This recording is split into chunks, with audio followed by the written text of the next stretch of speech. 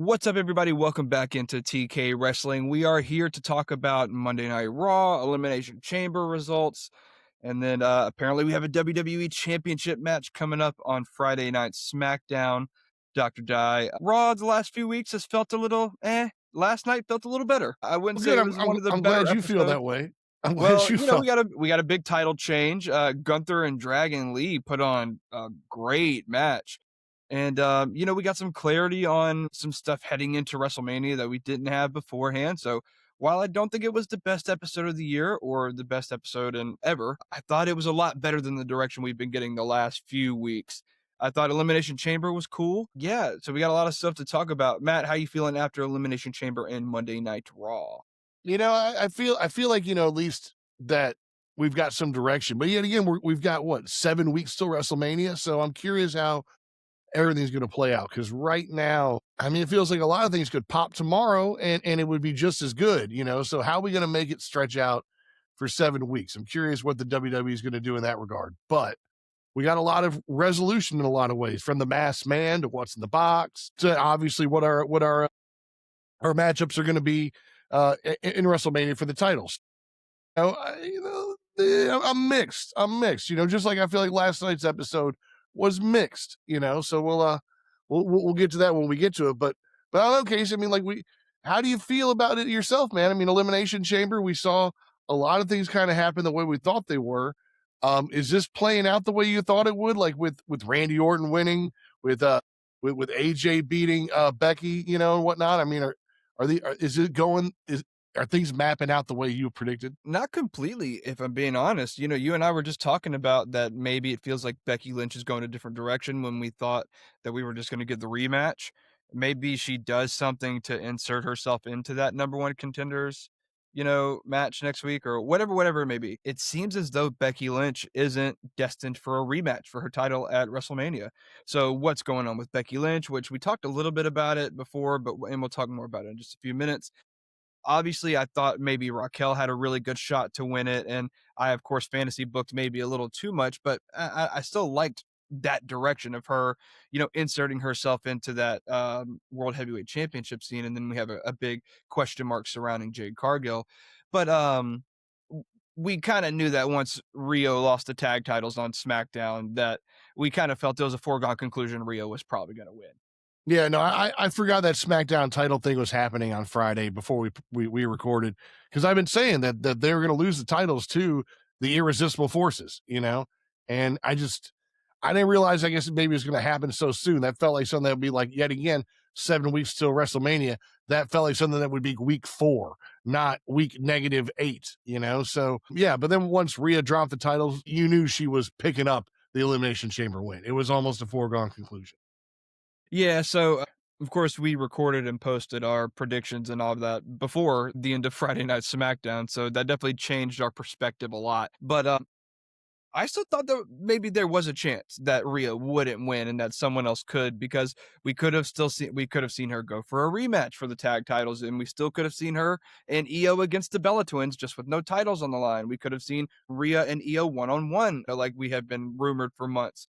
And it's just not the direction we're going. Rhea is going to go for a title at WrestleMania for the 4th WrestleMania in a row. And look, I'm not shading Rhea. I think she's definitely the biggest women's star in the company right now, but potentially the biggest star in the company. Period. I think she's got worldwide renowned fame. So it's not crazy that WWE is putting her back in this position again. I just thought that maybe we had a lot of legs left on the Rio storyline. And so I kind of would have liked to see something with that. But Matt, we just talked about before the show, it seems as though they have broken up for now, and we'll talk more about that on Monday Night Raw. So no, to answer your question, it doesn't really seem to be going the way that I thought outside of the 2 men's world championship matches. We kind of have known for a while that it was going to be Punk and Roman, no matter what was going on in Elimination Chamber.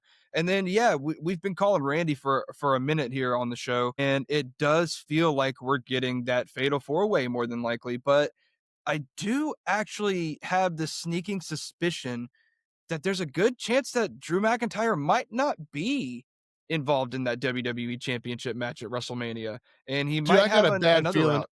I got a bad feeling he's dropping in on Friday. as much as I I don't wanna see it, I've got a well, bad feeling he's dropping it on Friday. Well, look, let's just we'll talk about the rest of Elimination Chamber in a minute, but we're on it now, so let's just talk about it. Drew McIntyre is going to be defending that against Cody Rhodes on Friday Night SmackDown because Drew got involved in the chamber and cost the ending of the match. It led to shenanigans and kind of tainted the end of it. So Nick Aldis got frustrated after the fact in the press show. He announced that Drew's going to have to defend against Cody. Now, you said you have a sneaking suspicion that you feel like he's gonna drop it, and I'm kinda right there with you. I feel like there's a really good chance that he does drop it, and then we have Cody who, his whole thing was finishing the story. But since he finished the story, now it's been all about keeping it, which makes sense, but it almost feels like it's getting to Cody and the fact that that's the only thing that matters anymore. And power drives men crazy. It drives people crazy. They go crazy for power. And at what point, which I think is playing into the character, at what point do we as the audience look at Cody and we're like, he is no different now than he criticizes a lot of the old timer like The Rock and Hogan and a lot of these guys, where he's like, oh, a lot of these guys wouldn't step off to the side or whatever, whatever. Now all of a sudden Cody feels like that guy that refuses to step off to the side whenever he loses. It's always someone else to blame. Cody always finds a way back into the title scene. And so yeah, I think that we have that, and I think that kind of puts in danger the fatal four-way that I've been thinking about, because I'm looking at the rest of the roster and I'm really nervous that maybe we're going to get just Cody and Randy one on one after Cody retains that title. And then we're going to get Drew and Jacob at WrestleMania. And I think that maybe with the premise of Jacob's not convinced that Drew isn't the one that attacked him. And so they just can't stop beefing with each other. They end up having a one on one match at WrestleMania. Or Jacob Fatu is still inserted into that championship match, makes it a triple threat. And I have a really sneaking suspicion that we're a lot closer than we think to a Drew McIntyre and Nick Aldis WrestleMania match. I think we're a lot closer to that than a lot of people might assume, because Nick Aldis just hasn't wrestled since he joined the WWE, but dude's not even 40 yet. So he could definitely go tomorrow if he needed to, and let's not pretend he's not in good shape. So Nick Aldis is a former NWA, former TNA world champion. So I just think we're a lot closer to that than a lot of people think. And then we're sitting at a Cody, Randy, Jacob Fatu triple threat match. So as of right now, yes, it does feel like we're headed towards a fatal four way, but I just wouldn't be shocked if something gets shaken up in either of those two directions. I mean, there's so much time, dude. Like this 7 weeks is way too much time to play with these things. And I mean, look, like I said, especially if Drew drops the title this Friday. If he drops his title this Friday, Cody's got it all of a sudden. Now Cody's got the title for 6 weeks. I don't know. I mean, like we heard that, they wanted Cody to go heel last year and he didn't want to do it. And that's why they ended up sending Cena heel. You know, I think Cody's got to go heel, man. He's got to go heel at some point. He's just got to do it. I don't know when he's going to do it, if we got to wait till WrestleMania for it or what. But it also feels like we're getting like a Randy Orton heel, So like, are we going to get both them going heel at the same time? That doesn't feel like it works. So there's a lot that needs to happen for these guys who are already like quote unquote guaranteed a WrestleMania match, because of the chamber and whatnot. It's like the Fatu, injury, like that. Are we gonna wait till WrestleMania for that to come to a head still? Like, we got another 2 months of that? And now we've I added think it might be after, Matt. my gosh, and now we've I added a know. Jay Uso injury in there, I mean, though I guess it was much more minor as we saw Jay Uso back last night looking no worse for the wear. But yeah, I mean, I've been waiting for that Fatu mystery, because that thing's been going on since what? November of last year? I mean, something like that. October, maybe even. I can't remember. October, November, somewhere like last 2 months of last year. So I just don't know. That's why I'm saying the 7 weeks is just it's a lot of Balma time, man. Hey, look, That's a I lot of agree with Balma and you. Master Roshi, Yeah, I it is. mean, You're 100% right. Yeah. especially, to not get any Kit Wilson this Monday night or whatever. So Yeah. just a lot of Hey, look, man, I'm still keeping my pitch out there that I dropped a while back. I think that Kit Wilson should become the detective that figures out the Jacob Fatu attacker mystery. And, I think it would be a good way to keep him on TV, and you don't necessarily have to take him so seriously. And then you can even maybe start hinting at whoever the mystery attacker is. Maybe they start like trying to keep Kit Wilson off the trail or something like that. But I think it would be a pretty funny thing. And then Kit Wilson dressing up in detective outfits every week would be, I think, pretty genius. So you give me Detective Kit Wilson, who is what's a good way to say it? He's cracking down on toxic masculinity. And there's He's nothing more toxic than somebody getting their teeth kicked in. yeah. Toxic. Yeah, so give me Detective Kit Wilson to figure out the Jacob Fatu mystery, and then he can out Randy Orton, and then Randy Orton can just destroy Kit Wilson. We can just see that. But yeah, so Cody defending against Drew McIntyre this week on SmackDown. I think we both have the fear that he's going to drop it. I'm not necessarily going to throw a prediction out there that he will, but this leaves a lot up in the air on what the hell is going to happen. So I mean, I don't want him to drop it, and I want the loss to send Cody over the edge. That's really what mm, I want. I want like there just to be like this breakdown where Cody's like, "I'm not going to be in WrestleMania. How am I not going to be in WrestleMania? I'm in WrestleMania. I'm Mr. WrestleMania." I want there to just be a breakdown.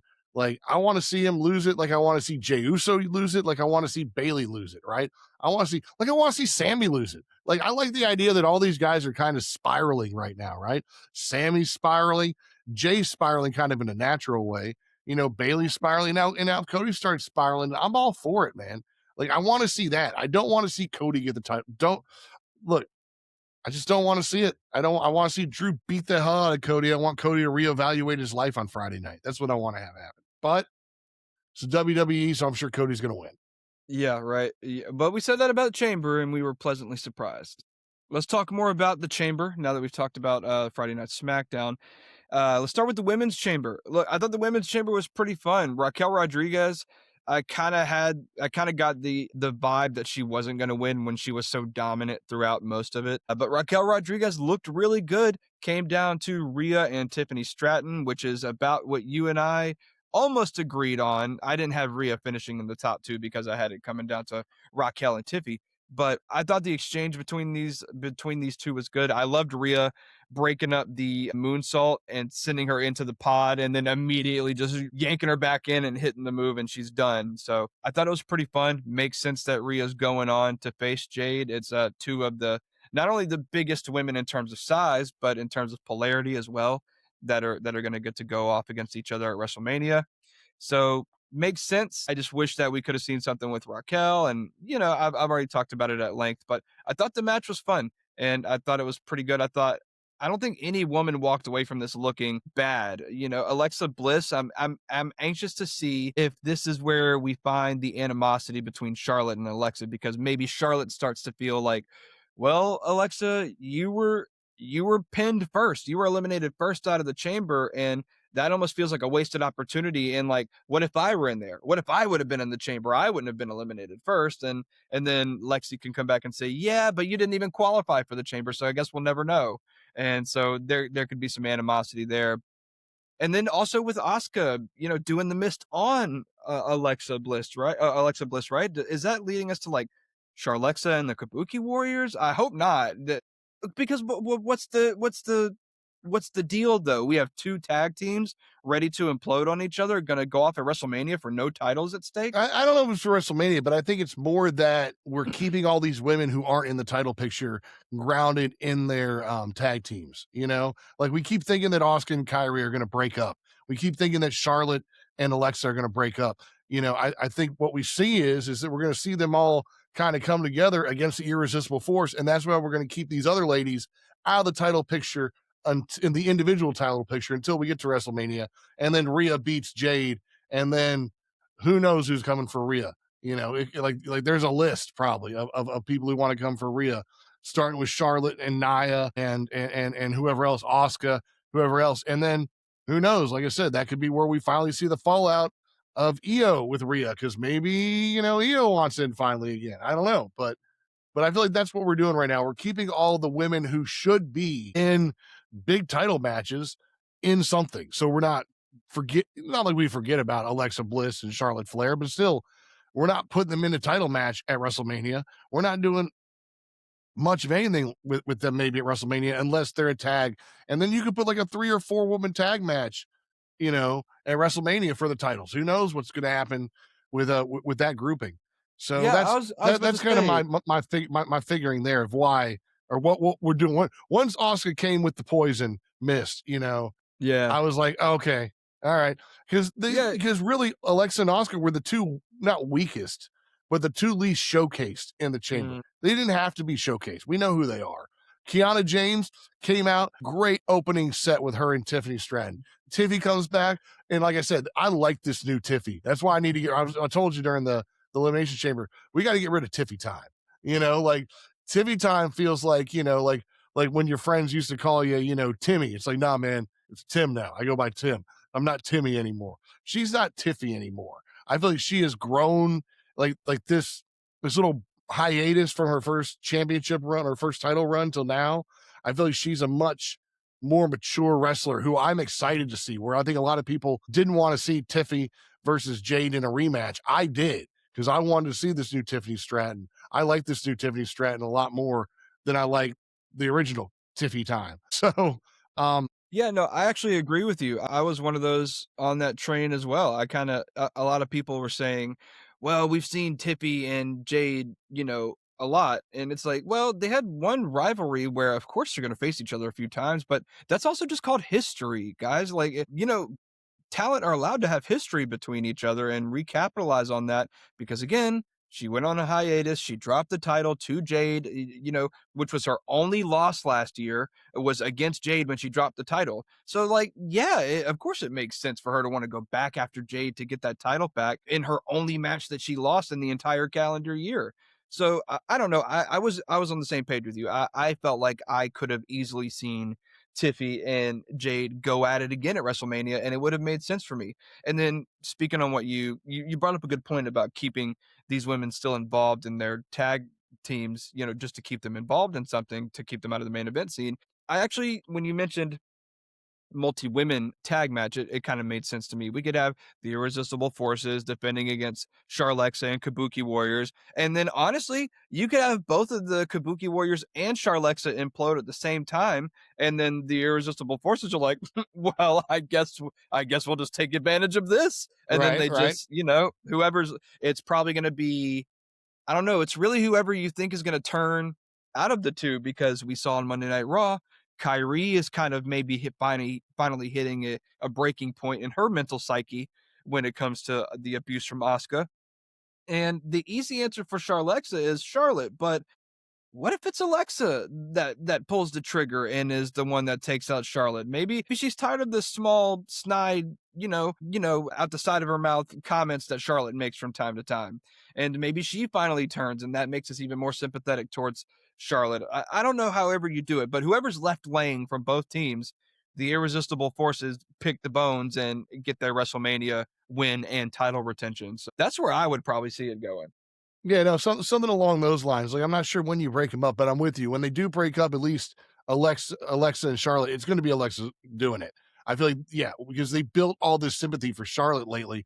That Charlotte's more popular than she's ever been, maybe, in some ways, So I think they're going to capitalize on it. They've really played on this Charlotte, like opening up her emotional side. Like she had like all that Ben and Jerry's the other night or whatever. Yeah, So that was pretty funny.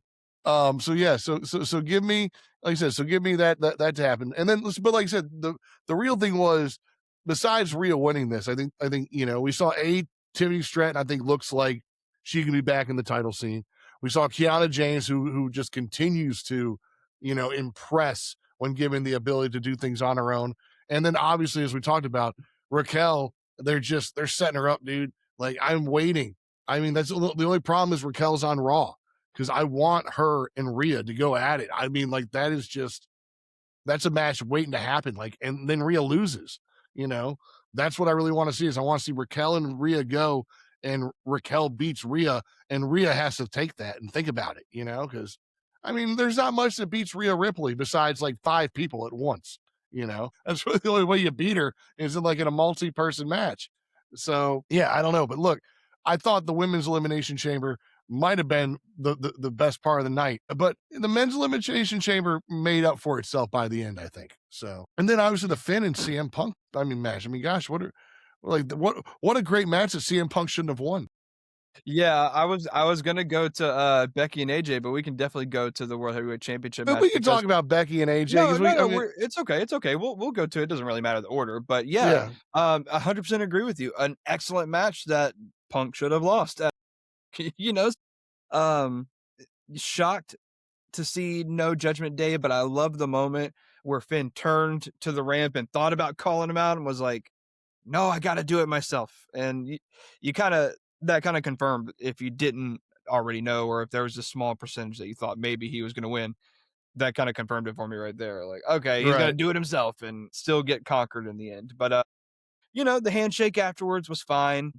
I thought it was like you said, great match that I wish Finn in an alternate universe, Finn won, but I Yeah, wish no, that we were in that universe. or look, I hope that this actually gets to the implosion that we've been waiting for, especially after last night and Dom's match versus Penta.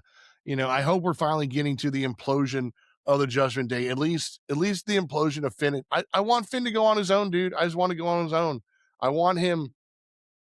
I want him next year to be sorry to be. I want him next year to be in the WrestleMania match. I want him to be in the title match next year. I feel like Finn is one of those guys who should be that you can continue to work to elevate up, but we'll see what they do because I mean, Finn's been around for a while. He's one of those guys who's but man, he should have won that. Like, he looks so good in that elimination, and then to give it to Punk, like what Punk basically hit a go to sleep and that's it. Like I don't know what else he really hit in that match. It felt like.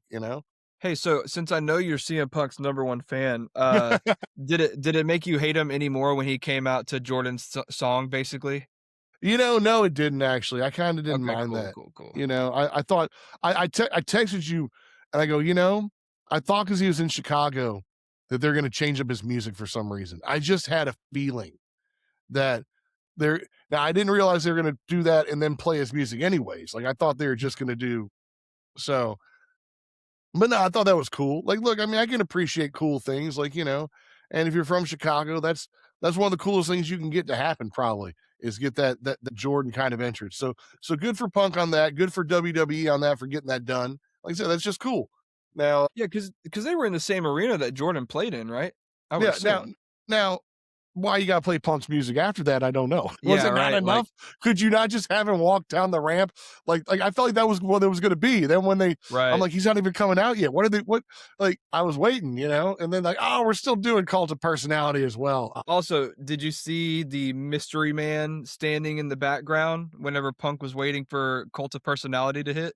No, I must have missed that one. No. There's someone standing in the background, and he's just, like, standing there, like, chest puffed out menacingly, and so a lot of people are like, "Ooh, is it Obafemi? Is it" some people are even saying, like, the way that Paul Heyman kinda walks out sometimes, it kinda looked like Paul Heyman, but then a lot of people are also saying that they think it was just, like, a production guy standing in the wrong place at the wrong time. Right, right, So right. yeah, but go back and go if you haven't seen it, I know you haven't, Matt, but if you haven't seen it, go back and watch that entrance, and it it it feels so intentional that it almost feels like it can't be an accident Right. because Matt, you've done plenty of video where you have a wide shot, right? And typically you try to center your subject. Well, if this is your screen, Punk's over here, and there's just all this open space right here, and the menacing guy is just like standing right here before the Yeah, you screen. you you cut that guy out of the frame unless he's supposed to be there. So You just yeah, zoom you in zoom in a a little little bit. That's bit. what I'm saying. Yeah, Yeah, cut him out of the yeah, frame. Yeah. exactly. So it felt too intentional to be unintentional.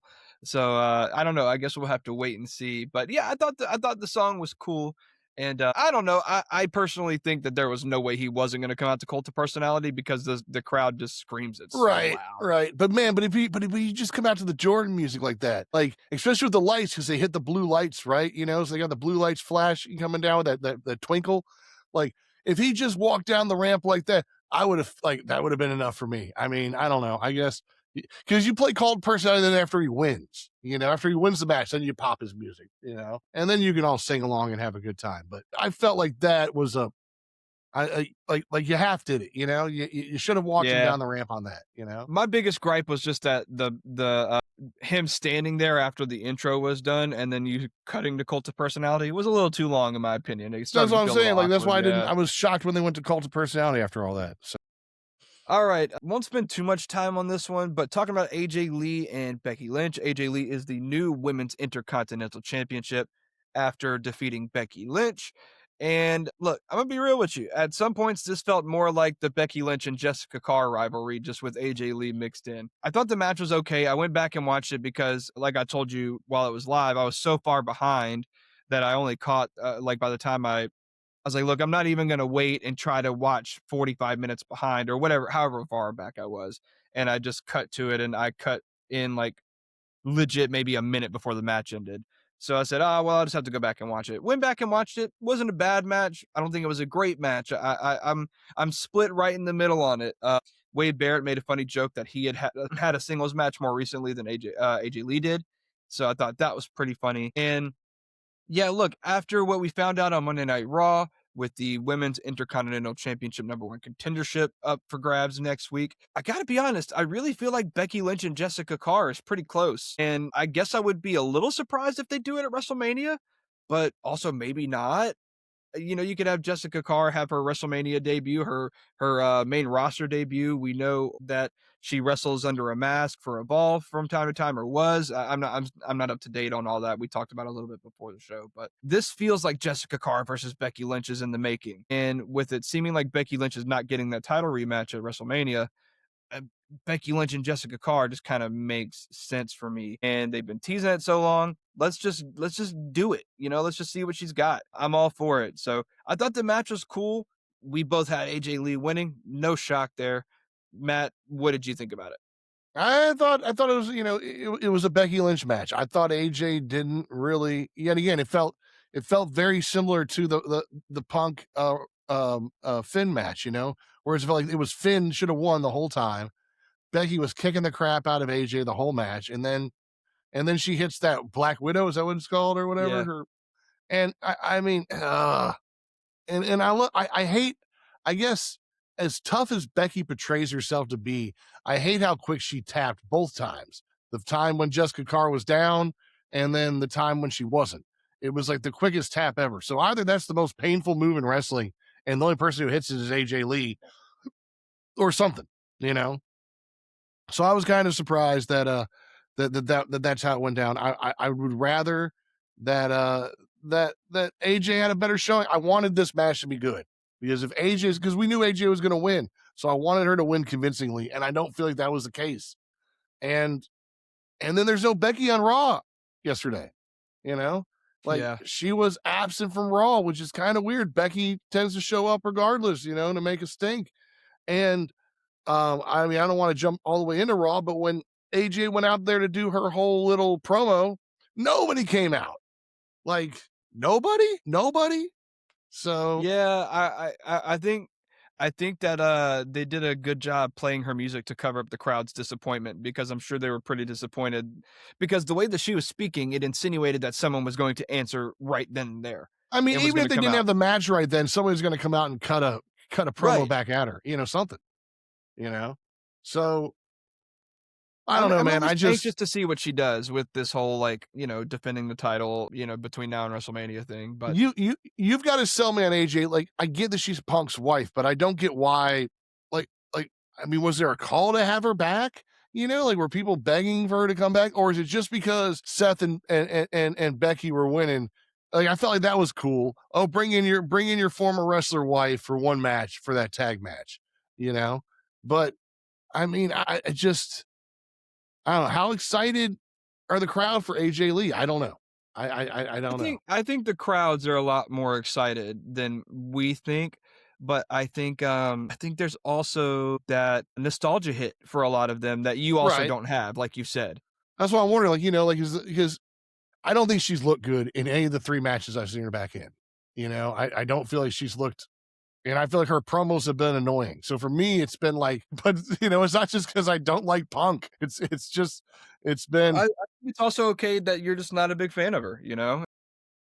I different tried. strokes, different folks. I So, tried. You know, I tried. well, So well, let's get through the rest of Elimination Chamber. Look, we found out what's in the crate. It was Danhausen. I'm not gonna hate on this dude because I haven't seen much of him, but is he I'll just say Canadian? no, he's from Chicago. He's from Okay, Chicago. okay, all right. 'Cause Him definitely has a and very Punk are northern really good accent, friends. but it felt almost Canadian northern. So Yeah, go listen to his interview on with CBV with Chris Van Vliet. He's a funny guy, and I have no hate or shade towards him. I just, me personally, just felt like it feels like he's going to be majorly like a comedy character, and I just didn't feel like it was necessary for weeks of build up for him to be revealed as the guy in the crate. And look, the crowd wasn't necessarily too thrilled that it was him either, and that was his home crowd. So I think that maybe he was put in an awkward spot where the expectations were really high, and it was maybe a little unfair towards Danhausen that the big rumor was Chris Jericho, and it ended up being Danhausen, which again, no shade. I'm sure he's done a lot of cool stuff in AEW. I'm just not familiar with his work. And we saw on Monday Night Raw that his curses apparently work. And so I'll just continue to say that. So I guess maybe they're gonna make him like again, I think he's gonna be majorly a comedy character, but maybe also with a tad bit of seriousness of like, Danhausen's a weird, crazy guy, but also don't mess with him. Don't mess with Danhausen. Let him stay over there. If Danhausen's messing with you, you're a little screwed maybe. But he ended up being the guy that's in the crate. I can take it or leave it. I really have no strong opinion. no, look, the problem was really the crate, right? I mean, like the crate and the fact that like it was like a 2-3 week lead up with the crate. Like, you gotta do something cooler than Danhausen, you know? I mean, maybe I'm wrong. Like, I'm not knocking Danhausen at all. I enjoyed him on Raw last night. So, it's like, on one sense, but on the other, it's like, just find a better way to introduce him. I don't get why you did the crate. I don't get what the crate, you know, I don't know. I mean, or something else had been in the crate. Like what if it just been like his car keys, or something? It's like, oh great, yeah, I'm here. I'm here. Thanks, got my keys. Thanks. Something, like when I don't know, man. I'm with you. It's not Danhausen's fault that his entrance was lackluster. It was WWE creative thinking this was gonna be cool. I don't know. Yeah, and it's like again, I think that Danhausen fits his role perfectly, and I think he even belongs in the WWE in this role he's in. I just think, like you said, WWE put him at a slight bit of a disadvantage that maybe the reveal didn't necessarily match the hype, and that's no shade at Danhausen, but I think that WWE knew what the rumors were and knew who the audience was expecting. They still chose to do it and have it be Danhausen. And again, no shade towards Danhausen. I think that he was just put in a bad situation that he will very easily recover from. I think he's funny enough that he's going to get over, and no big deal. But I just feel like it was a little bit of a rocky start to his WWE I debut. mean, That's all I'm saying. it's interesting, like the two crops of like wrestlers that WWE has brought in, like the NXT guys, all dangerous and cool. Everybody else that they brought in or brought back, it's like Eli Dragunov, little nutty, Aleister Black, little weird, you know. Now this Downhousing guy, little weird. Like it's like I feel like they could Yeah. form their own little group of weirdness. Weird, like not European, but maybe they are, like slightly just you know, the weird bunch. Aleister Black, Danhausen, and Ela Dragunov. That's a Yeah. that's a grouping right there. That is quite the grouping. Well, let's talk about another interesting grouping that we had, and that's the men's elimination chamber match. We've already talked a little bit about it. We'll just wrap it up real quick. Logan Paul getting all these eliminations was really crazy. And then, of course, the masked man showed up, took out Logan Paul, reveals himself to be Seth Rollins. So I thought maybe we were going to go a different direction, but we also didn't expect Logan Paul to be in the chamber at all. So I thought we were going with a different direction with Seth and the Vision, and maybe we still are headed towards something similar. But as of right now, it seems as though Seth and the Vision are obviously not on the same terms. Seth is an enemy of the Vision, the thing that he once created. And I thought that maybe he was going to come reclaim his vision, but it seems as though he is now going to be the one responsible for the death of his vision. So No, that like you said, happened. I mean, that flows into Raw, I mean, like it flows Yeah. in right into Raw, which is really the interesting move that happens. I think more interesting is Raw. because I think we all knew that Seth was the masked man or behind the masked man. If you had another opinion, I didn't hear it, you know? Right. Everybody that was talking about it either said it was Seth or it was somebody working for Seth, you know? So, yeah.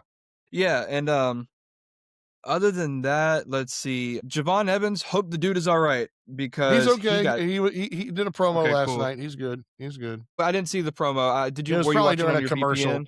break. Yeah, VPN commercial. Yeah. Yeah. I, was watching on my phone last night because I was watching on the go, so I didn't use the VPN last night. But, yeah, okay, well, good. Glad he's okay because I'm telling you, man, I rewound that a few times and watched it, and I was like, "Man." And then the way and, maybe he was just selling, maybe he did get a little bit of a stinger, but the way he sold, if he was selling, made it look like he was legit in some pain because No, I think he I know. got I think dropped on his head. yeah, he got hit with a little bit of a stinger. That move was awesome. Yeah, no, Logan's I finisher is clean, don't get me wrong, but I hated that it happened, but man, that move was awesome. yeah. Like Well, Logan and then Paul can pull off some moves, that just I'm always impressed. So yeah, yeah. Dude gets his heat, and then you hate this guy because of how good he is in the ring. So then we had to come down, of course, to Randy Orton, Cody Rhodes, and we talked about how Drew interfered. And in the midst of, Randy hits the RKO on Drew McIntyre and says, "Yeah, Cody, do it, hit the crossroads." And I knew it as soon as he was like, "Go, Cody." I knew that we were going to get the crossroads. He turns around and just eats an RKO from Randy.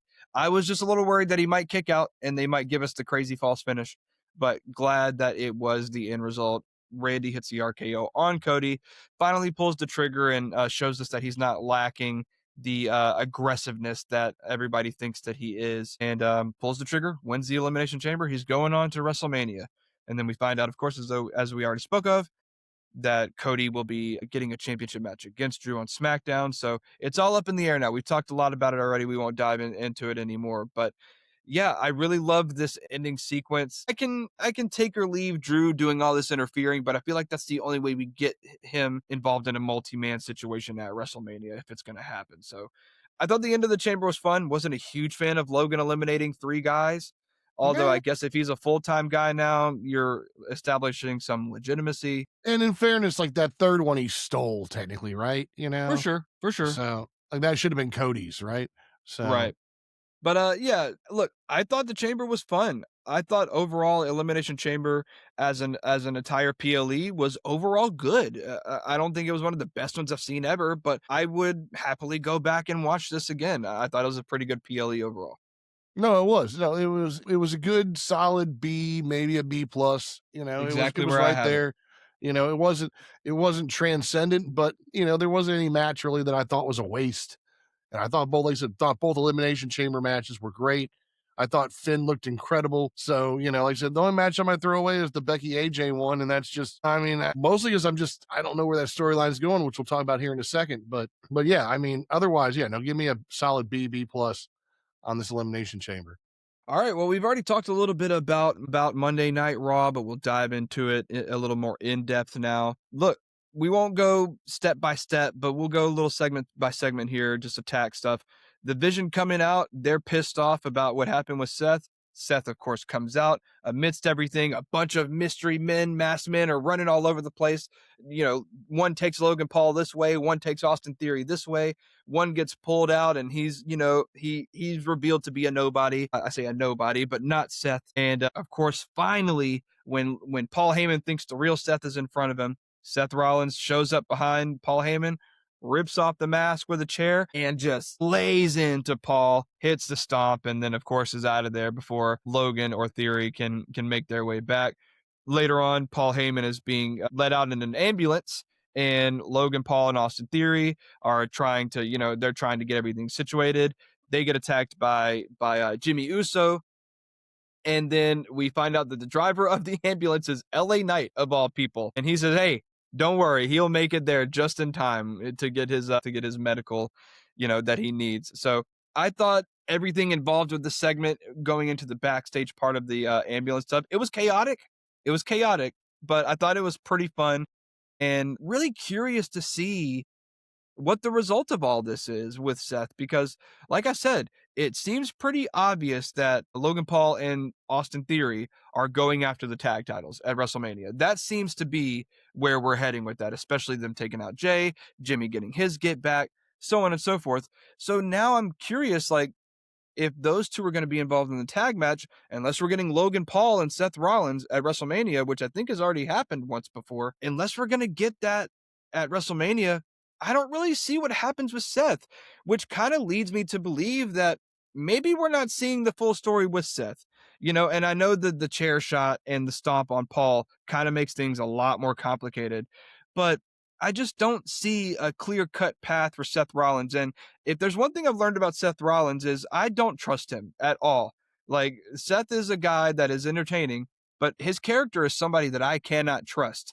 So is there something deeper going on with the Vision and Seth Rollins? Is this just mind games? Is there another guy that's going to be intertwined with the Vision? Is Braun Breaker really going to be back in time? So that way we can get Seth and Braun at WrestleMania officially. I really don't know. So this was chaotic. I thought it was fun, but I'm a little more perplexed as to where we're going with everything. So Matt, maybe you see something storytelling wise that I don't see. But as of right now, I'm really curious on what happens with all this. No, this is what I took away from it was that Jimmy was there and Ellie Knight were there. And what are they doing there? You know, like you mentioned that Jay, we don't know for sure that Logan and Austin screwed up Jey Uso. We have no idea who attacked Jey True, true. Uso. That's a that's a mystery kind of we're just throwing out there as well. Like who knows? We assume it's the Vision, but it wasn't. It was somebody else. It was probably Randy Orton or something. So Well, and I talked about this in my little Seth prediction. I just said that maybe at WrestleMania, Seth would hit the stomp in the mask on Jay, cost him the tag titles. But what if we do find out it's Seth that attacked Jay? And again, maybe it's something behind the scenes that we don't really know about. And maybe this is Seth dumping Paul Heyman. And then when we find out that it was Seth that attacked Jay, and we find out because I don't know, maybe we find out a way that Seth secretly, connivingly wins over Logan Paul and Austin Theory and does take back over the Vision just without Paul Heyman. And now it's Seth and Logan and Austin Theory. I really don't know. But sorry, you made me think again, which is dangerous up here. But yeah, you had me thinking. So yeah, I mean, I'm curious. Like I said, I'm curious where it all goes. I thought, originally before anybody got hurt, I thought we were going to see a group of guys team up to take down Seth's version of the Vision. I thought we were going to see guys like Jey Uso and LA Knight and CM Punk put aside their differences and become the other side of that coin.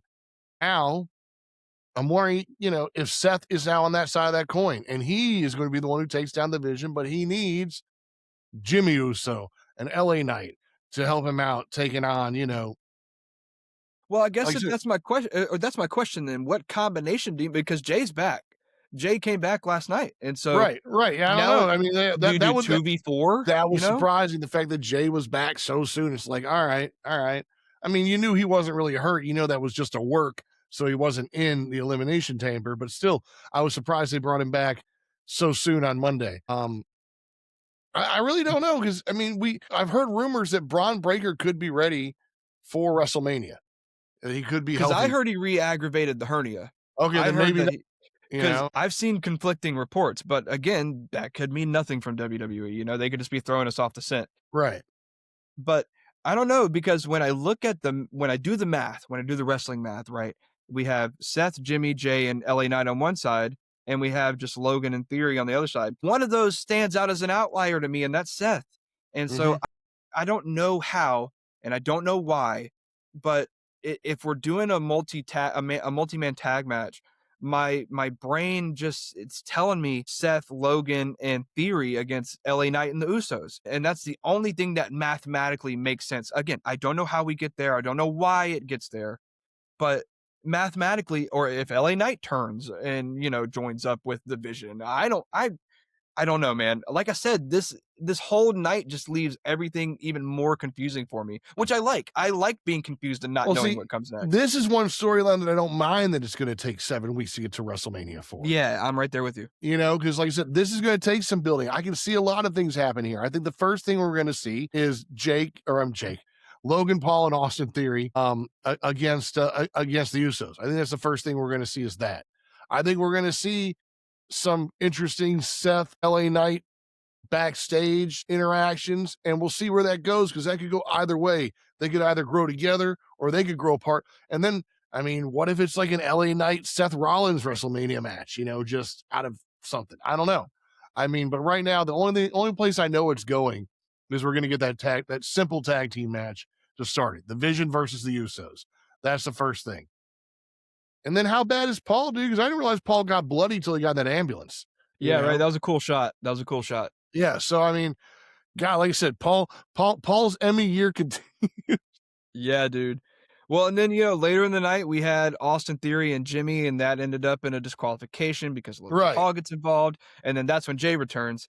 So it's like, man, everything is just so up in the air. So that's And where I'm what putting that if, that tag team on more is like I said, from that later interaction. That's coming. That has to happen. Like if that's not happening next week, it's happening in 2 weeks or something, and we just have a yeah, crazy promo built next week or something. they've kind of expedited the whole process for me because I thought that was the WrestleMania match, and now it feels like that's too soon. It seems like it's going to happen too soon. But I don't know. Maybe we find out from Seth that this was all a plan to get Paul out of the way because he didn't want Paul anymore. Paul was the last member of the OG Vision, and then Seth comes in as like that Monday Night Messiah character again, and maybe he catches now that Logan and Austin Theory are just them two alone. What if he catches Austin Theory in a situation where Austin just so happens to be alone, and Austin Theory's like, I should lay you out right now, but remember, who's the one guy that Seth hasn't attacked? It's Austin Theory. He hasn't attacked Austin unless I just am not recalling it. But I don't think he's attacked Austin Theory. And if even if he has, whatever. Again, Seth is conniving. He's almost culty in a way that we've seen. And so he could run into Austin Theory backstage where he's like hiding in the dark and he like pops out and Austin's like, oh, I should beat you down right now. And Seth is like, whatever. And he whispers his sweet nothings into Austin Theory's brain and slowly starts to cloud the mind of Austin Theory to cloud the mind of Logan Paul. And then again, maybe you have Seth in a weird way help Logan and Theory win those tag titles. And now Logan's even more confused because he's like, you cost me the chamber, but then you helped me win these tag titles. And it's just Seth being the puppeteer even more. And See, I mean, so, I could see that to a degree, but I'd want it already to have been established, like in the right, background, like not that we have to know, but like you said, like Seth pops out of the shadows and there's Austin Theory, and he's like, I should beat you down, but instead I'm going to give you a beer because we're best friends, something right. like Yeah. that, Well, you and know. like you said, a lot of time to build. So who knows what's going to Yeah. happen between now and Mania. But Like I said, this is one storyline that I'm here for building to WrestleMania, whereas the rest of them, yeah, I don't like. I feel like they're already built, and I don't know where to take them. So this one, 100%. this one, I'm on board. Very happy to see Seth back. It's wrestling. WWE is always better with the Seth Rollins, man. It's just, it's just one of those things. Like they say, like basketball's better when the Lakers are good, or baseball's better when the Yankees are good. Wrestling's better when Seth Rollins is out there. So I'm Hey, I'm I very agree excited with to see you. where I this think goes. he's one of the goats. I think you got to consider Seth up there pretty highly with everybody else. So, and he's still probably got 10 years left. So, let's talk about again. We had some good wrestling last night. Gunther and Dragon Lee, dude. Look, Bleacher Report gave this an A+. I'd struggle to differentiate from that. This was an excellent match. I thought the pace was excellent. Really fun back and forth. Dragon Lee did not back down and looked at like in moments you knew he wasn't going to win, but as the match went on, it went from like a 95% Gunther was going to win to where it's like, dang. And then by the end of it, I'm like, well, maybe Dragon Lee will squeak one out and maybe we'll get the surprise win. And of course, Gunther locks in the sleeper and rips off the mask, and that kind of makes Dragon Lee panic even more to do the tap out on top of the sleeper. So I thought the finish was also excellent. If you pause it at the right moment, you can see Dragon Lee's face. Oh, So can you? yeah, you can. He's got some paint right here, so you can tell the facial structure, but his eyes are closed and whatever. But I thought this match was so much fun, dude. I thought this is exactly what Dragon Lee needed in terms of like establishing himself as being a legitimate threat to Gunther because you even saw by the time Gunther won, he kind of sat, he was frustrated at how hard that match was and how much of a fight that Dragon Lee gave him. And I just can't overstate. I can't properly state how much I loved this match. It was so much fun. We talk about the typical David and Goliath, style match all the time, and this was the epitome of that. I thought this was so much fun, and this was exactly what Gunther and Dragon Lee needed. I cannot sing its praises high enough.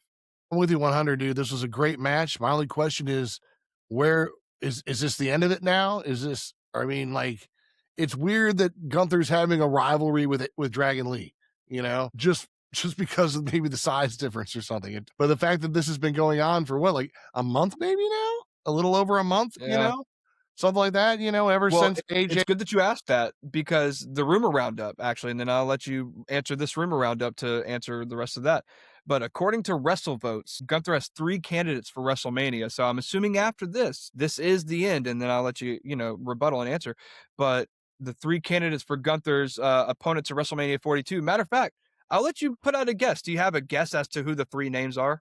Not I know really. I'm putting you on the I've only got spot, one but name. I've only got one name, and it's Rey Mysterio. That's the only one I've Rey got. Mysterio is one of them.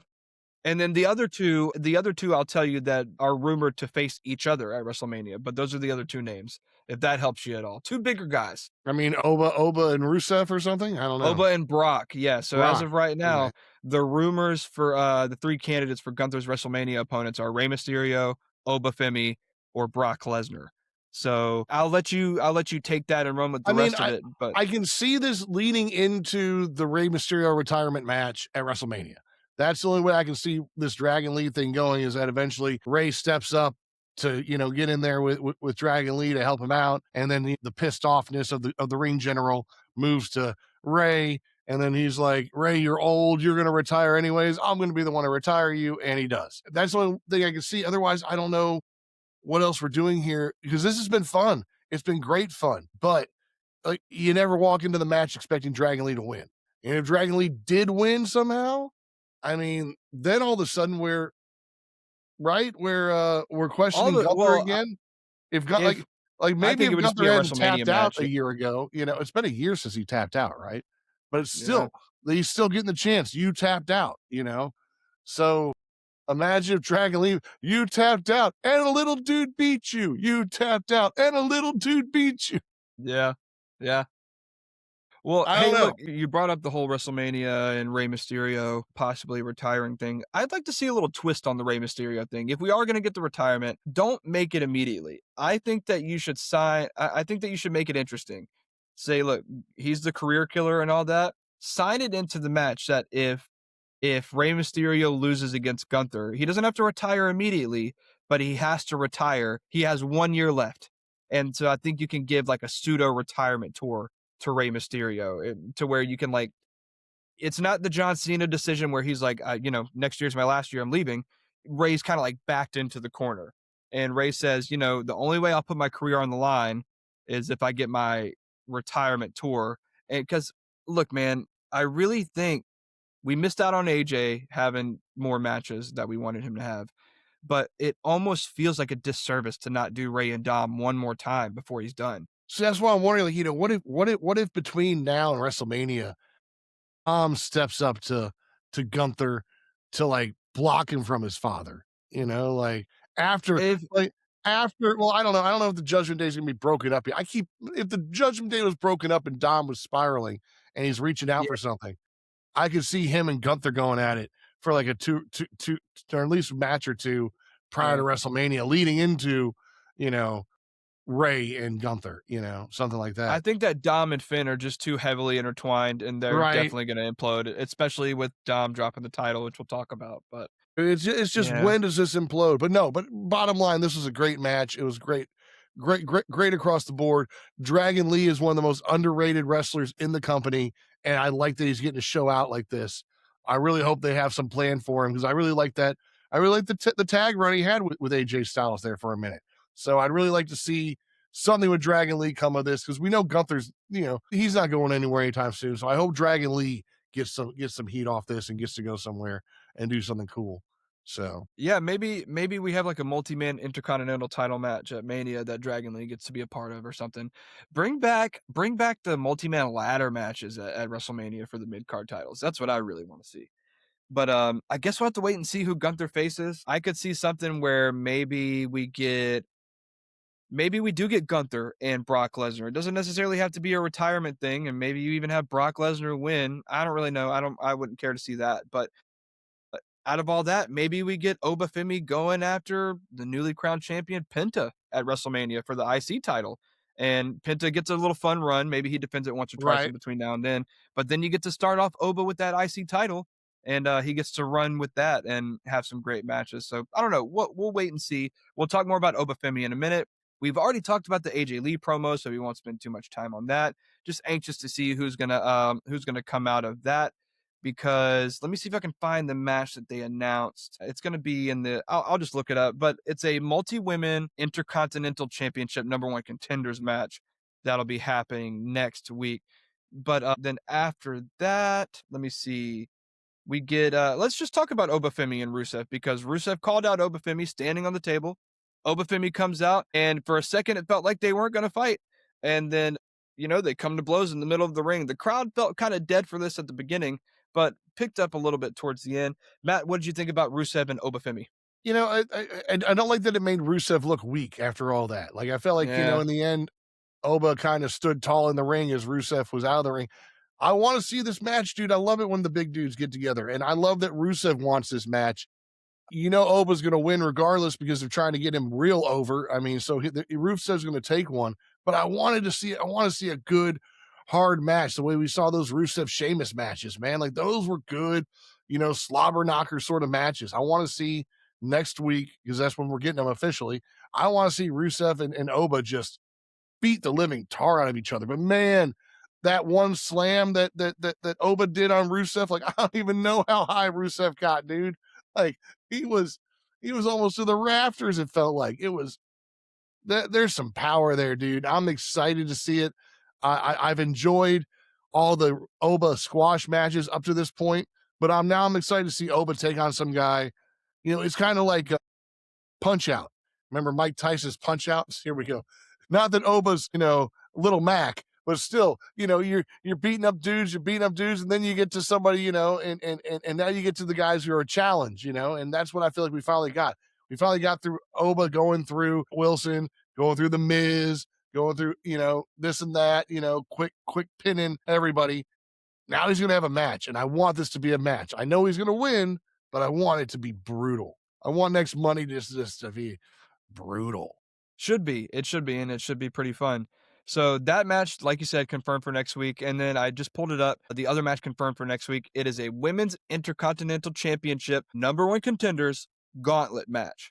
Yeah, So there's like Matt, 6 of them. Yeah, yeah, right? yeah, I don't think you've ever seen a gauntlet match. So No, I didn't know I have. No, I haven't seen the women do one, but I saw that, okay, the okay. Braun Breaker one that was like, Right, I forgot they did that. I forgot they yeah, did Braun that. went through almost the whole gauntlet, during that match, Yeah, yeah. yeah. So this should be pretty fun. Look, if we're only getting one of these, there are legitimately, I mean, really, I'm looking at it, any woman in this could win.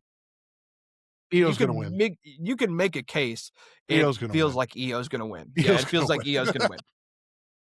You It feels can't like EO's gonna win. You can't. How do you put Io in a mid card title whatever and then have her lose? Like you can't do that to poor Io. Not when she never loses, and then you're gonna have her not only drop the tag titles, but then right after that she's gonna lose a mid. The only way she loses is if she's the first woman in the gauntlet.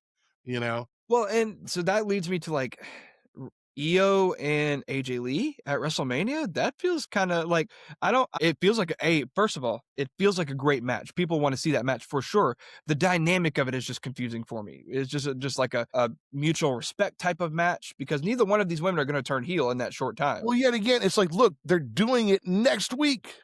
Yeah. Why? Why couldn't we have some matches like beforehand and then maybe Adam Pearce is finally like, I can't tell you which woman needs to go against AJ at WrestleMania. So I'm just gonna do a 6-woman gauntlet match, you know, whatever, in 2 weeks before WrestleMania, not 7 or 6. I mean, because all these ladies, we saw it. Bailey and Lyra and EO. I mean, those are at least 3 of the 6. I'm not sure the other 6 are probably Natty, or something, or Maxine or somebody, I mean, there's so many people gunning for that mid card title right now that to do this 6-person match so early, then what do you do for 5 weeks? Well, so you mentioned Natty and Maxine, and shocked to see none of them in here, neither one of them in here. Are they not? Oh, okay. Yeah, no, so it is Lyra Valkyria, Bailey, Io Sky, Raquel Rodriguez, Wow. Okay. Asuka, and Ivy Nile. Oh, you know who's getting pinned first? Well, I I love you, kinda feel Ivy. like, well, listen, I kinda feel like maybe Lyra and Bailey might start. I feel like they kinda teased that a little bit last week, and I would really like to see Lyra and Bailey start. Lyra probably gets the upper hand and pins Bailey, and then give me, like, Lyra and shoot, I don't know, probably Ivy Nile. Maybe Lyra picks up the win over Ivy. Then you can have Asuka come in, and Asuka gets the win over a beat up Lyra because she's been in for a minute.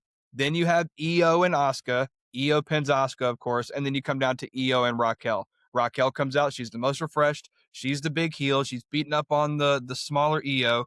Io makes the big babyface comeback, wins the whole thing, and goes on to face AJ Lee. That's Or how it feels maybe like. Raquel wins, and I could see that, like I could see Raquel being the one person that beats EO because of something I would Oscar love did. that. Like some poison mist is still just in her eyes or something. I don't know, but man, poor Ivy Nile. Like right whenever I think she's gonna get some mid card opportunity, now you've got Io, Oscar, and Raquel going for the mid card too. It's like Ivy, is there a Well, bottom and card title that you can get? Bailey, a former women's world Right, champion, right. I'm not taking it, but at least Bailey Ivy Nile, former, and you Lyra know, have felt like they've been more in the mid card scene in general. right. I just feel for Ivy now, like, just feel for her. Yeah, and I feel like maybe the best thing for Ivy might be a move to SmackDown pretty soon. I feel like that women's mid card scene she could flourish there and maybe go after a US title, go for a run over there. So I feel like Monday Night Raw. I mean, I feel like the women's division in total, on both sides, is pretty stacked, but I feel like maybe she would flourish more on Friday Night SmackDown. But that's just my 2 cents. I could see any name in there legitimately winning. Obviously, some of them have a better shot than others. But you're right. It's probably just going to be EO. It's probably going to be EO. So, but I'm just curious how we get to the dynamic of EO versus AJ Lee. And like I said, unless it's just going to be a matter of like respect, very curious to see how we get there. We'll talk shortly about OG El Grande Americano going up against Rayo. Look, dude, I love Los Americanos. I think they are hilarious. Their backstage segments, I think, are so funny. When original El Grande Americano, ran off, he said, "Gracias." Yeah, And yeah. and then El Grande Americano's like, "Gracias, Italian? What was that?" And so, I love that the other 3 are, speaking Spanish. At least El Grande Americano speaking it fluently, but the other 2 Right. way more so than OG El Grande Americano. And like I said before, I just love the dynamic change of like OG being a face in the States and a heel in Mexico, and then it being inverse for El Grande Americano in the States and in Mexico. I just love that so much. And I know some people are like over this rivalry and they just feel like it's so repetitive. But I just feel like I'm having so much fun with it, dude. I enjoy seeing their segments every week. I could take or leave Chad Gable being OG El Grande Americano. I think that he should be the one to be unmasked eventually. But I love Los Americanos, and I kind of don't want them to change their gimmick for a long time. I want them to stay the way they are for a while. Yeah, no, who would have thought how this gimmick would have had the legs that it had when Chad Gable came out the first time as El Grande Americano, that we'd still Right. be talking about El Grande Americano at this point in What, WD. a year and a half later? Yeah, exactly. Yeah. So, look, yeah, no, the Chad Gable thing needs to end soon. I think we've all kind of assumed it's ending at WrestleMania, but I'm all for it until then, dudes. Like you said, it's a lot of fun. It's funny. Chad Gable is funny. He's just, with his hackneyed Spanish, just very. It works. It works. And then I mean, Ludwig Kaiser. I'll tell you what. I don't miss Ludwig Kaiser. You know, like I miss Chad Gable. I don't miss Ludwig Kaiser. So let him be El Grande Americano until the end of time now. You know, like this is going to be yet again though 7 more weeks. So what does that mean? Like we're going to see him against Bravo next or something? Like what? How many people does El Grande Americano Original have to take on? you Hey, look, know? man, I'm telling you, I just feel like we're gonna get the Creed brothers in the masks to back OG El Grande Americano. Dude, that would be great. That's That's how what we we're fill that missing. gap. That's how we My fill that gap. gosh. Okay. And then and then If they do I'm that, that would telling be you, good. then we can have the tag matches between Bravo and Rayo against the whatever the Creed brothers will be called under the masks. Right. And we can have those for a few weeks, and then the Raw before WrestleMania, we have a six-man tag. It's Los Americanos versus OG Americanos, if that's what you want to call them. And then at WrestleMania, we get the mask versus mask match. El Grande Americano versus El Grande Americano Original. You know, give me that because that's the money match. That's the big WrestleMania match we need. But I'm telling you, if you want this to have the legs to WrestleMania, give me the Creed brothers in the masks. I'm Give me the Creed. telling I you, love that. Give me the Creed brothers, baby. Give them to me now. Give right them to me now. now. Like, why were they on Raw last night? No, I like that. I dig that. I'm all As for far as that. I know, they're healthy too. So, and I'm telling you, I pitched this last year before Chad got hurt. Give me Ivy Nile in a mask too. Like, have her wrestle in a mask. Have everybody go back to Chad Gable and be in a mask.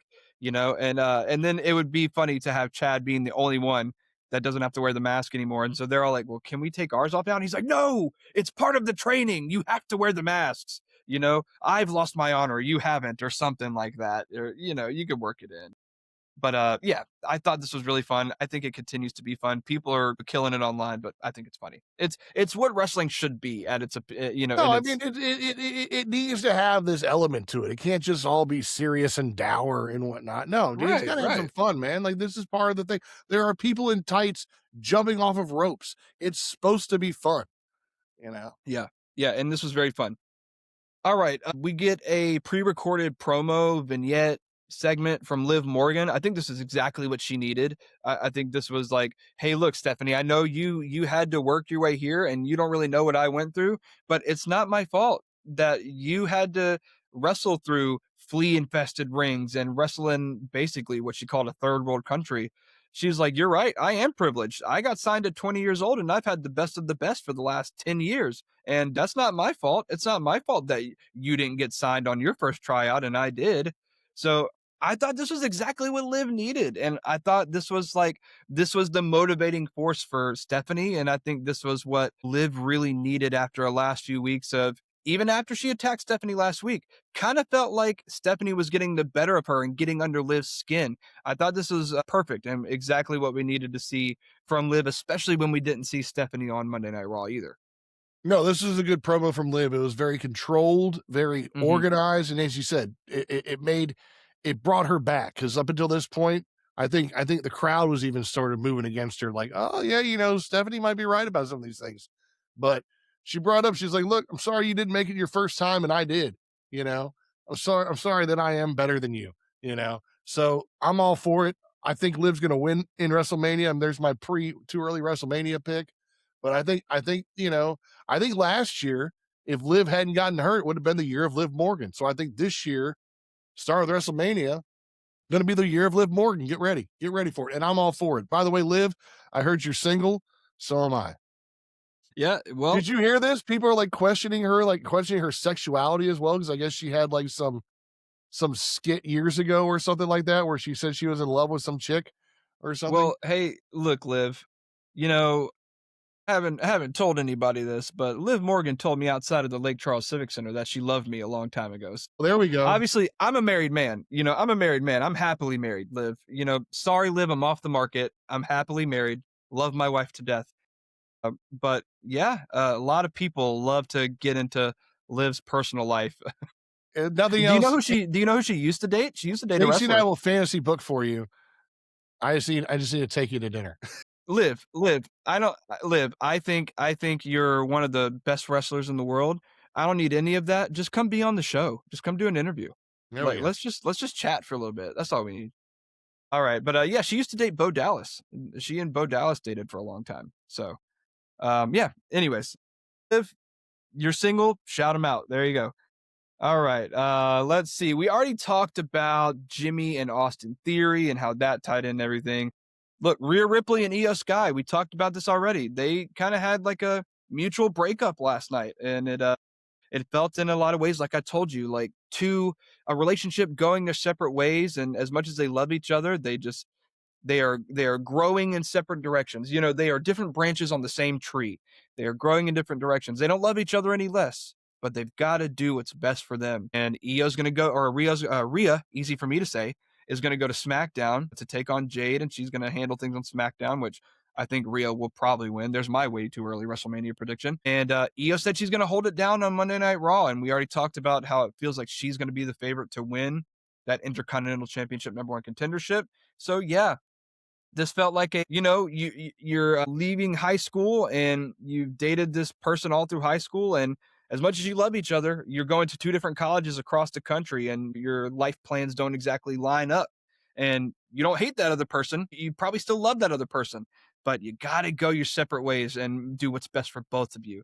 And that's the vibe I got from this. And cool, man. I like the amicable split up. It doesn't always have to be a bad thing when a tag team splits up. They can go their own ways. And I think we probably, in a way, saw this coming from a mile away if they weren't going to actually have a physical breakup. So, yeah, I thought this was fine. Did exactly what it needed to do. And then Rhea, of course, dropped a promo on Jade. She's breaking the internet with the whole like come here to the camera thing that she did. And so, yeah, I thought it was a perfect segment that felt a little corny and cheesy at sometimes, but almost, again, it's wrestling. You kind of need that sometimes. Look, this and Alexa and Charlotte have been two of the best women's tag groups that came out of nowhere in a sense. And I feel like that both entertainers benefited from, I mean, we had Rhea and Io who like mortal enemies in some ways, but they found, a place to come together. And then, obviously Alexa and Charlotte, we've talked about how much Alexa's done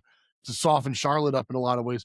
I've loved watching these women's tag matches or these tag groups kind of coalesce. Same with Bayley and Lyra. I've loved watching these groups come together that weren't together before and that may never be together again after this. But for this period of time, like, I mean, we're going to look back, dude, and this might be, the last 5-6 months until Rio dropped the titles Friday night. This might be like one of the golden ages of women's tag, as far as I know, when it comes to just the quality of performer, when you've got the Irresistible Force, you've got the Kabuki Warriors, you've got the Not Best Friends, you've got Rio, you've got the Valkyries. I don't know what you call Lyra, but I mean, that's 5 groups right there on the top of my head, I mean, and all of them, dangerous, damaging groups. So it's sad to see it, but man, you saw like the real mutual appreciation, I think, between Rhea and Io, when they were doing their goodbye last night. And same, I feel like you see the same thing between Alexa and Charlotte when they talk to each other. Like there's real friendship that's grown out of that isn't kayfabe that I think is incredible. It's probably my favorite part of watching these women's tag groups. Yeah, I agree with you in terms of the quality of the women's tag scene just in the last 6 to 8 months to the last year or whatever. I don't think we've ever at one time had 6 to 7 to 8 tag teams in the women's No, division and I that left could out the Judgment easily Day, be. Yeah, Raquel, yeah, the Raquel, Judgment Raquel and Day. Roxanne, or Raquel and Liv, however you want to look at it. Yeah. Yeah, almost 10 women's tag teams that could justifiably be champions at any time. So yeah, you're right. It's stacked. And I think we will look back on this time, whenever we look back in history at like the most unlikely tag teams, a few of them will come from this little stretch that we've been talking about. So yeah, And some 100% people that agree may with you. never tag again. We may never see Io in a tag again. We may never see Rhea in a tag again. When You're right. Charlotte and Alexa break up, we may never see like Charlotte in a tag again. It's just a very, I think, really interesting time, very special time that we're not going to notice till it's gone. Yeah, 100% agree with you. All right, well, let's jump into the main event finally. We are going to talk about the Intercontinental Championship. Of course, Penta winning his first WWE Singles Championship, being Dominic Mysterio in the main event. Look, I thought the match was fun, but we knew it wasn't going to be about the match. We knew that it was going to be about the storyline of the Judgment Day, especially when we saw them sitting out there. When we saw them sitting there, I knew that eventually we were going to come to some moment where they had to make a decision. And I like the choice of Finn saying like, no, like let him do it himself, let him do it. And Corey Graves brought up a good point where Michael Cole said, well, Dom said he wanted to do it himself and Finn was just making sure he got to do that. And Corey Graves was like, yeah, but he didn't mean it, because it's like, we know Dom didn't mean it. We know he didn't really want to do it himself. He was only saying that because Finn was kind of like insinuating that Dom may need them. And maybe Dom felt away like, well, no, I didn't mean that. I meant after I win. I don't want your help during the match. When you know that Dom wants help during the match, it doesn't matter. Dom doesn't care how he gets to win. He just wants to win. And I think that one of the sneakiest things out of the Judgment Day storyline is we know where basically everybody's going to go, right? All three of the women are probably going to break up and have their own singles runs at some point, and we know that Finn is going to go off and do his own thing, and Dom is going to do his own thing. But what about JD? Where does that leave JD McDonough? And I think that we're going to see a situation where we have Finn and Dom going up against each other at WrestleMania, where JD's kind of stuck in the middle. Right. I think that Finn's gonna win. I think that Dom is gonna take a loss at WrestleMania. Again, another too early prediction. But I think when it's all said and done, I think that Finn's gonna kind of impart some of those words onto JD that maybe Punk imparted onto Finn, where it's like, Finn looks at JD and he's like, look, man, I've been with you your whole career. I trained you. You don't need anybody. You're good enough to go do your own thing. And I'd like to see JD McDonough go on like a little mid card singles run. Maybe he's Intercontinental Champion sometime in the next year or so. But I think that the biggest storyline of this match was obviously the Judgment Day stuff. Look, as much as I love Dom and the Judgment Day stuff, I'm so happy to see Penta finally get a championship and finally win that Intercontinental title. And dude, he's just so over. And the shot of him after he won the title, I know that everybody's been getting pyro lately, but of him like holding up the title with the pyro going off in the background, God, man, that was so good. And of course, the match was fun. These two always put on fun matches. They're both so good in the ring. I don't have a ton to say about it because I think it kind of speaks for itself. I think you just got to go watch the match. But really happy to see Penta finally get over that hump and win that title. Really anxious to see who he defends it against at WrestleMania. That's my biggest question mark. So really excited to see what this run holds for Penta. And he's going to sell a ton of merch. They're going to sell a ton of masks now that he's champion. I mean, they were, but even more so now. So really happy for Penta. Look, all the stuff I've seen of Penta, like outside the ring, interviews, the way he interacts with kids, seems like the nicest dude on the planet. So super happy for him. Really anxious to see what they do with him and that championship. No, it's I'm with you 100% that it's more what comes out of this. Couple things. First off, how far do you take Penta? I mean, how long does he hold on to it? Because we've kind of been waiting for this for a while. Like, I felt like we're kind of like 6 months behind Penta getting a championship. Like, I thought he would have had one 6 months ago. So, how long does he only hold it till WrestleMania? They can have him hold it through WrestleMania. What are they thinking about doing with Penta? Number two, JD, as you said, what do you do with JD? Because you've got a place you can put Finn. You can do obviously a ton of things with Dom, but where do you put JD when like the one thing everybody knows JD is for what? Having a big head. Like that's it. I mean, I kind of think JD needs to get a rebrand soon of some kind. Like he needs to make something. Like maybe he needs to make a move. Maybe it's not that Finn has a conversation with JD. Maybe JD tells Finn that he's done with him. Maybe he's tired of everybody being in charge of everything and he's going to go whatever. I have no idea what the Iron Lung's going to do, but there has to be something. And like, we got to give him a nickname. We got to get him something, JD needs something to be more than just the whatever, the fourth, the third member of the Judgment Day, whatever, however you want to look at him, he needs more than that. Otherwise, right now, he's just the guy that teams with Finn for tag, right? Like that's one thing. I mean, has JD really had a singles career at all in any way, shape, or form as he had prior to this? I mean, yeah, in like NXT and NXT UK and stuff, but not really on the main roster. No, Yeah, not since on the he's come main up to the main roster, right? roster, it's been Judgment Day stuff. Yeah, so I mean, look, I'm really curious what they do with JD because yeah, if we're getting to the point that we're finally going to break up the Judgment Day, we're finally going to have Dom and Finn come to a head because of something like this, then yeah, whose side does JD take? Because think about it, JD was getting the hammer, he was getting the bell hammer for Finn, I mean for Dom before Finn Yeah. stopped him.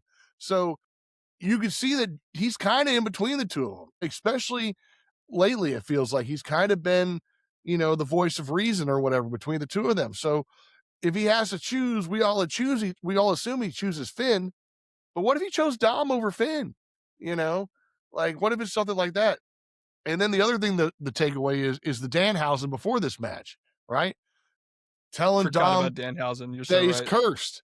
I don't nobody knows, but all of a sudden, like now, in every viewer's mind who doesn't know Danhausen, you feel like he really did just do something, you know? Well, and a lot of the reactors who were reacting to that segment, when he said that, they were like, "Dom's losing the title." Yeah, no, as They soon as he said immediately it, I knew. was like, this is it. He's dropping it. He's, Yeah. because so how they play up that angle, or how does Danhausen come into the Judgment Day angle? Because I feel like next week you're going to have Dom yell. I was like, we're going to have a Dom Danhausen match next week where Dom's yelling at Danhausen that it's his fault that he lost, you know? And then after Danhausen beats him, he's like, and you know, it wasn't my fault. It's your buddy's fault. He didn't give you the hammer. And then he just walks out the ring or something. And then you've got Dom looking at, I don't know. But Danhausen just inserted himself into this, obviously. So how does he fit? Do we get a Danhausen Dom match next week? I hope we do, because I feel like that could be a lot of fun. I think they'd be a lot of fun together as well. I mean, they're both like comedic gold in a lot of ways. And I told you some of my favorite segments from last year were the AJ Styles Dom segments. I could see a bunch of Danhausen Dom segments being really funny, you know. So we'll see what happens. But that curse, dude, I feel like that's how you introduce Danhausen. You don't pull him out of a box. You have him give a curse, and then you have the guy lose, and now you're all worried about it. You know, you're all worried this guy can really curse people or something. Well, he So obviously can, Matt. He obviously right. can. He did it. So, I mean, that's 100 times better introduction than coming out the box at Elimination Chamber, in my opinion. So, yeah, I don't know. And that may be like the Danhausen character. I was like, oh, I liked his interactions with Adam Pearce beforehand, and then I liked that whole interaction, and then Dom loses. It's great. So we'll see. Like I said, see what happens. See if they. I mean, I assume they're going to build off that. So I'm curious to see what Raw brings us with Danhausen and Dom next week. So. All right, let's jump into our main event segment. We, of course, had Roman Reigns and CM Punk again face to face in their lead up to WrestleMania. We haven't seen Roman since the last time that they had their face to face on Monday Night Raw. And before Roman could speak, he's cut off by CM Punk's music. Punk reminded Reigns of their history in Indianapolis, dating back to the Shield's debut at the 2012 Survivor Series. Roman Reigns hit back later by claiming that WWE brought back Punk to appeal to all the 30 to 40-year-old virgins living in their parents' basement. Which was a pretty funny line. That Now was a look funny line.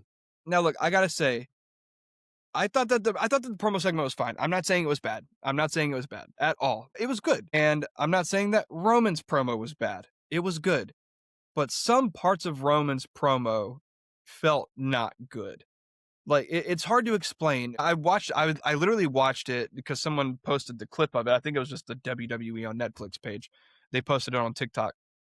And I legit had it playing on repeat in the background while I was getting ready to, start the pod up with you. And there were just moments that Reigns kind of like tripped up a little bit. And then there were moments where it felt like he was relying too much on the Punk ass, the ass, the bitch, it just felt like in some ways they were finally letting the teenager cuss around their parents for the first time. And he just was letting it all out at one time.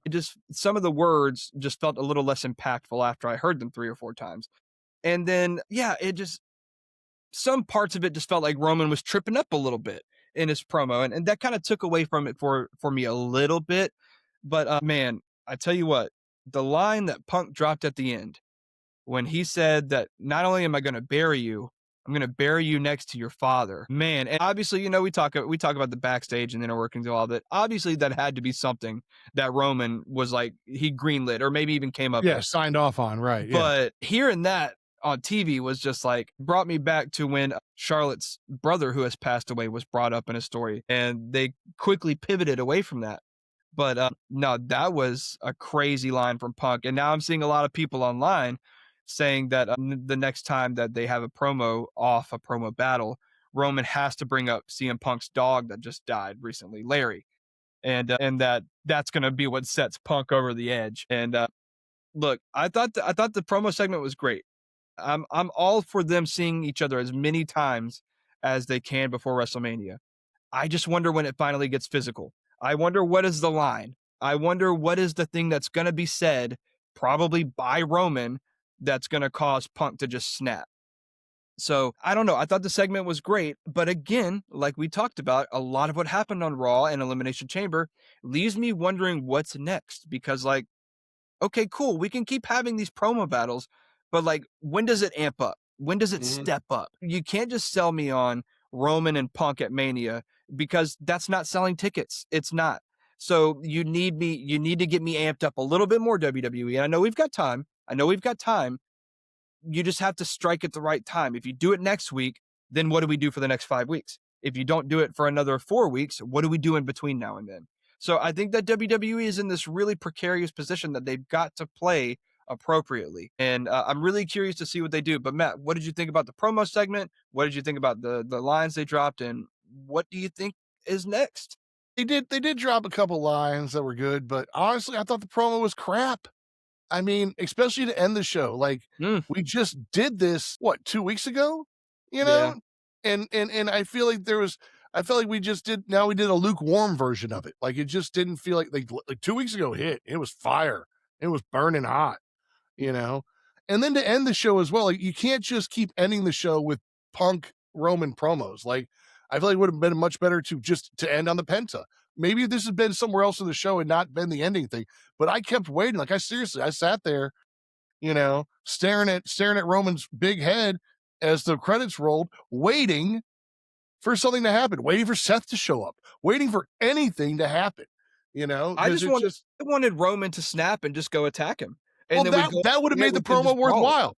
Like I said, Yeah. that would have made the promo worthwhile then. But for me, it's like these were all the lines we didn't get out the first time. Oops, I forgot to say this. Oops, I should have said this. Like, you ever get pulled over by a cop and after he writes you the ticket, you drive like, oh man, I should have said, oh, I wish I'd said, that's kind of what this felt like. It felt like this was everything they didn't use in the first promo in a lot of ways.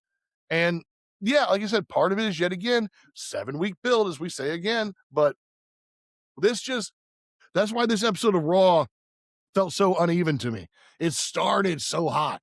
You start with Seth coming out there, stomping Paul. You've got that great Dragon Lee Gunther match, and then you get the AJ Lee promo. And like, kind of nothing happened. Like I said, nothing happened there. Nobody came out. Nothing happens. Then you got like the Rusev Obafemi thing, which is like, oh, that was cute, but next week's going to be the thing, you know.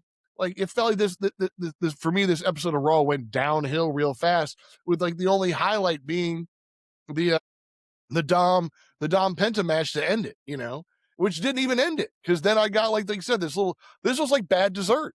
This is like when somebody's like, no, wait, I've got dessert, and you're like, that's that's fruitcake. I don't want any fruitcake, man. I'm good. I'm good on fruitcake, dude. That's last week's fruitcake, actually. That's what you didn't finish. That's leftover fruitcake, Yeah.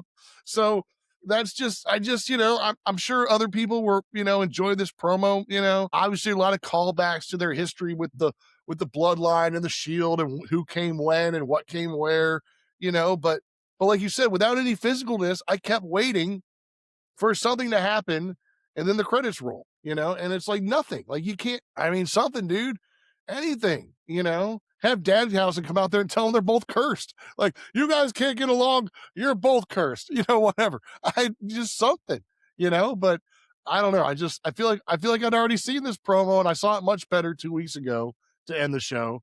And I didn't really get much out of this one. And like you said, there was no physicalness. Like, if anything, as soon as Punk came and disturbed Roman should have, there should have been something. And then I thought one of them grabbed the other one, I think, as they were leaving as well, right? Was there a Yeah, grab? Roman like threw that was another thing. The spot where Roman threw the mic down just felt like an awkward spot to like try to cut the promo off, and then he walked off, and then Punk grabbed him and turned him around, and it's Right. like, ooh, Look, I mean, yeah, for me, it was just maybe, like I said, maybe it was the placement in the show, but that's not, I felt like it was just after that great Dom Penta match, this is how we end. Like, I thought we were over. I was telling myself, like, I'm like, I told myself the entire time, like, especially once we got through the Logan Paul or the Austin Theory Uso match, when Logan Paul comes out and Jay comes out.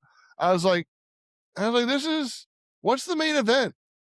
I was like, oh, it's Dom and Penta. Okay, cool. But at that point, I didn't even know what the main event was going to be. Like, it felt like yeah, the episode for me started stalling, and this just felt like a stall.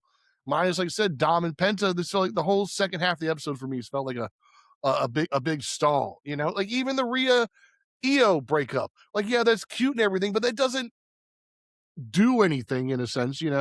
So it just felt like a whole bunch of stall after opening with bloody Paul Paul Heyman and Gunther demasking Dragon Lee. Like you open with that, and then you finish with, I mean, like I said, I guess it was a good closing line. Like you said, I'll bury you next to your father. That's got some weight, but I don't know, man. I felt like the promo 2 weeks ago was better. I just didn't. I'm excited for Roman and Punk, but like I said, this was not what I needed to get there. I was already excited. This made me less excited, if anything. So Yeah, I think I would have liked to see this maybe at the beginning of the show, like right off the jump. Push that you got Roman Reigns opening the show. He's gonna say something, cut off by CM Punk. Maybe that next to your father line leads Roman to do something physically to Punk later on in the night. That's how I would have liked to see it happen. But I mean, again, and you've got Seth there. If nothing else, like how does Seth not pop out in the end and go, "Hey guys, just remember after WrestleMania, I'm coming for both your asses." well, Whatever it may because be. remember, Seth's on the run. He's not medically cleared. He's not supposed to be there. Oh, is he not He's supposed to be there? Okay, I didn't Yeah, know because he's remember, Adam okay. Pearce said, "I'm gonna have to have a conversation with Seth because he's not medically cleared. He's not Mm. supposed to be here." I didn't know And he so, and couldn't then, be there. I just thought he couldn't be in the ring or something, well, just yeah, so. but I mean, he's physically attacking people, so No, you that's know, true. That's true. yeah. All right, well, that was our Elimination Chamber Monday Night Raw roundup, and yeah, look, I'm really excited for the future to see what happens with everything coming out of Monday Night Raw. SmackDown's gonna be great. Excited to see what happens with that WWE Championship match. But until then, let us know what you thought. Drop it down in the comments. Make sure you hit a like. Make sure you hit subscribe. Make sure you turn on the notification bells so you get all of the notifications whenever we upload and post and all that stuff. Go follow us on all the socials. And Matt, you got anything you want to say before we head out of here? No, dude, like I said, I hope WWE's got a plan for these next 6.5, 7 weeks, whatever it is. And if not, give Casey and I a call, as always. We're free. We're free. All right. Well, until next time, this has been TK Wrestling. We're out of here.